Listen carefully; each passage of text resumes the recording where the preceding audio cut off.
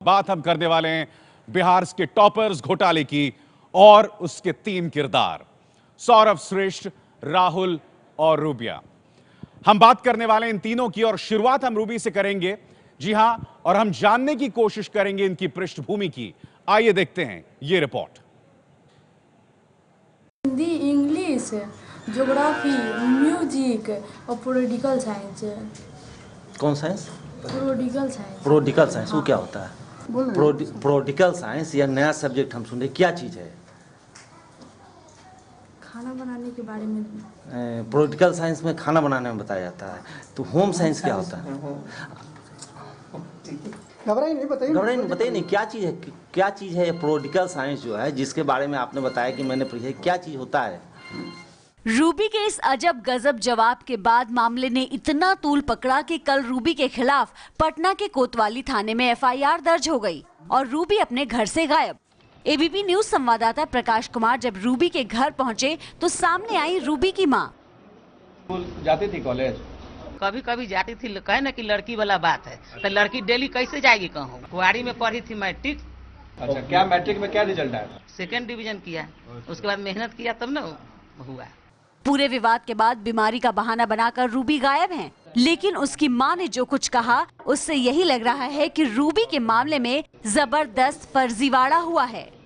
सवाल उठ रहा है कि जिस कॉलेज पर ये एडमिशन लिया गया, जिस कॉलेज के अंदर में, उसके बारे में लोगों का मानना है कि किस तरीके से वहां धांधली करके लोगों का एडमिशन होता था और फिर उसे पास या फर्स्ट डिवीजन या फिर टॉप कराया जाता था। तो ये हालत है आर्ट्स टॉपर रूबी की। अब रूबी की तरह साइंस टॉपर सौरभ श्रेष्ठ भी घर से गायब हैं। इनकी भी तस्वीर और इनकी कहानी भी बहुत दिलचस्प है। सोडियम का नाम सुना है? उसका जो है इलेक्ट्रॉनिक कॉन्फ़िगरेशन में आउटर मोस्ट जो है इलेक्ट्रॉन कितना होता है, बाहर में इलेक्ट्रॉन कितना होता है, बाहरी कक्षा में? यस, 2 होता है। यस। बिहार इंटरमीडिएट में साइंस का टॉपर साइंस के एक मामूली सवाल का जवाब नहीं दे पाया और अब उसके खिलाफ एफआईआर दर्ज है। एबीपी न्यूज संवाददाता प्रकाश कुमार जब सौरभ के घर पहुंचे तो सौरभ वहां नहीं मिला। अलबत्ता उसके पिता ने सौरभ की तरफदारी में कोई कसर नहीं छोड़ी। कोई गलती हमारे बच्चे से नहीं हुई, कोई गलती हमारे बच्चे नहीं किए हैं। हमारा कॉलेज के बारे में नो कमेंट्स। बच्चा राय के बारे में आपकी क्या कोई कमेंट्स नहीं, हम व्यक्तिगत रूप से बच्चा राय को नहीं जानते। सौरभ की मां गांव की मुखिया चुनी गई हैं, लेकिन बेटे पर दर्ज एफआईआर की वजह से उनके चेहरे पर तनाव पसरा हुआ है और सौरभ के परिवार का सारा गुस्सा निकल रहा है मीडिया पर। बच्चे पर जो भविष्य है उस पर आपको लग रहा है कि खतरा है? खतरा तो फिलहाल है, लेकिन खतरा आगे नहीं रहेगा, ये मेरा आत्मविश्वास है। आप क्या करने वाले हैं? अब फ्यूचर का बाद जैसा परिस्थिति बनेगा। आपको लगता है कि यहाँ के पढ़ाई के सिस्टम में कुछ गड़बड़ी है? कोई गड़बड़ी नहीं। सौरभ के पिता इस आरोप को बेबुनियाद बता रहे हैं कि विशुन राय कॉलेज के प्रिंसिपल बच्चा राय से सांठगांठ करके उनका बच्चा टॉपर बना है। लेकिन इस सवाल का जवाब उनके पास भी नहीं है कि उनका साइंस टॉपर लाडला साइंस के एक मामूली सवाल का जवाब क्यों नहीं दे पाया।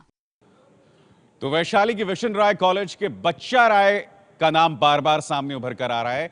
ये वो शख्स हैं जिन्होंने इंटरमीडिएट 1998 में पास किया और गौर से सुनिए 1999 में हजरत जो हैं वो प्रधानाचार्य बन गए, प्रिंसिपल बन गए। इनकी दास्तान क्या है वो भी देखते हैं। फोटोस्टेट मशीन की दुकान में काम कर रहे रंजीत ने साल 2009 में बच्चा राय के कॉलेज से इंटर पास किया है। रंजीत का आरोप है कि बच्चा राय सर्टिफिकेट देने के लिए उनसे पैसे मांग रहा है। वहाँ बोले जब पैसा दो इतना, हम इतना मार्क्स देंगे। हमने तो पैसा दे दिया, पूरा पेड कर दिया। उसके बाद कागज के लिए हम परेशान हो गए, कागज मेरा मिला नहीं। रिंकी की भी यही कहानी है। रिंकी भी बच्चा राय के कॉलेज की छात्रा रही है और इनका सर्टिफिकेट भी बच्चा राय के पास गिरवी पड़ा हुआ है। वो सर्टिफिकेट लाने गए तो बोला कि 5000 रुपया जमा कीजिए।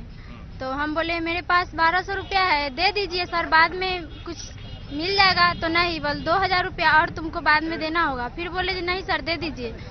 तो बोले से नहीं, तुमको 7000 रुपया जमा करना होगा तब हम देंगे। तो हम वहाँ से आपस घर चले आए। दिलीप कुमार की कहानी भी रिंकी जैसी ही है। इनका भी यही कहना है कि बच्चा राय सर्टिफिकेट बेचने का धंधा करता है। मेरे साथ भी वही हुआ, पैसा लिया मनमोजी, जब जितना मन हुआ 5000 दीजिए, 7000 दीजिए, 10000 दीजिए, ऐसी कर करके यही ये मैनेज, वो मैनेज, सेंटर मैनेज, परीक्षा मैनेज, नंबर दिला देंगे 80%, 85%, इसी सब का। तो आपने भी दिया था? हाँ दिया था मैंने। चंबल का डाकू है था। क्या हुआ था आपके साथ? पैसा लिया था और क्या करेगा। किस चीज के लिए? किस वही नंबर दिलाने के लिए। तो आपने कितना पैसा दिया था? हमको उस समय लिया हमसे करीब 35,000 रुपया।